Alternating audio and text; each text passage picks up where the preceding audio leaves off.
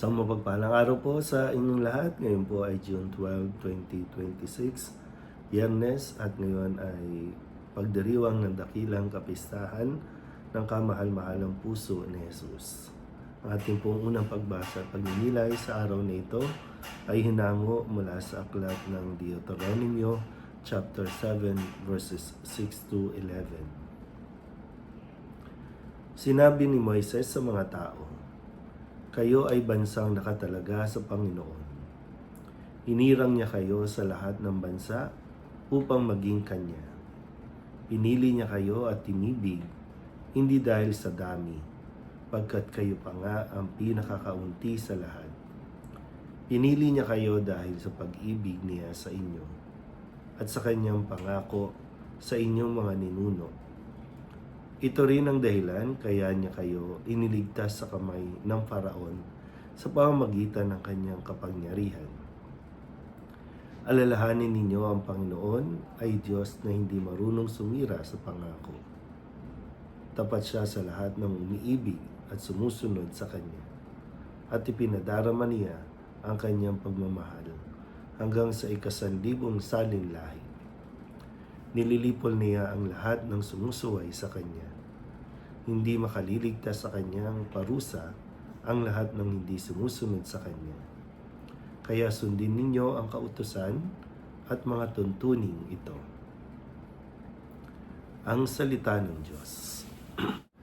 Muli po, isang mapagpalang araw sa inyong lahat at maligayang kapistahan at pagdiriwang ng dakilang kamahal-mahalang puso ni Jesus. Ito ay debosyon kung saan ay pinupuri natin ang ating Panginoon sa Kanya pong banal na puso.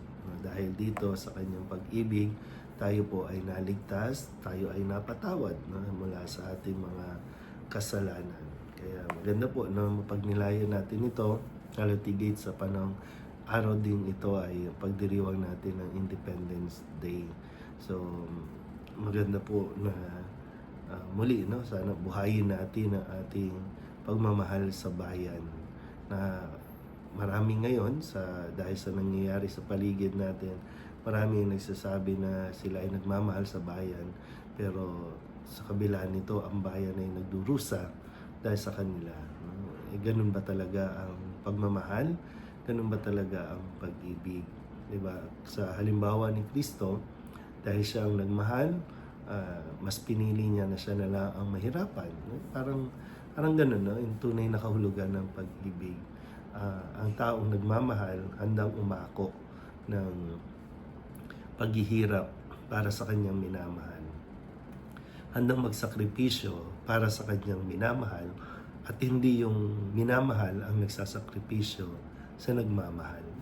Napakagandang paalala ito sa atin. Kasi sabi nga sa unang pagbasa, ang Diyos ang pumili sa tao na mahalin sa kabila ng kanyang kahinaan, sa paulit-ulit na pagsuway. Minahal siya ng Diyos, at kaya sila naging dakila na isang bayan ay dahil pinili silang mahalin ng Diyos. Ganun din, tayo po ay kailangan din magdesisyon na magmahal pa rin. Marami sa atin ang nadidismaya sa mga nangyayari sa lipunan, pero huwag tayong tumigil na mahalin ang ating bayan, kasi dito nanggagaling yung passion, yung alab na gumawa ng mabuti at ipagtanggol ito. Dahil maraming mapagsamantala, marami ang nagsasabi na mahal nila ang bayan, pero ginagamit lang ito para sa kanilang mga personal na interest, no? Para sa kanila. Kaya matuto tayo, mamaling tayo muli sa puso ni Jesus na siyang nagpapakita at nagtuturo sa atin ng tunay na kahulugan ng pagmamahal.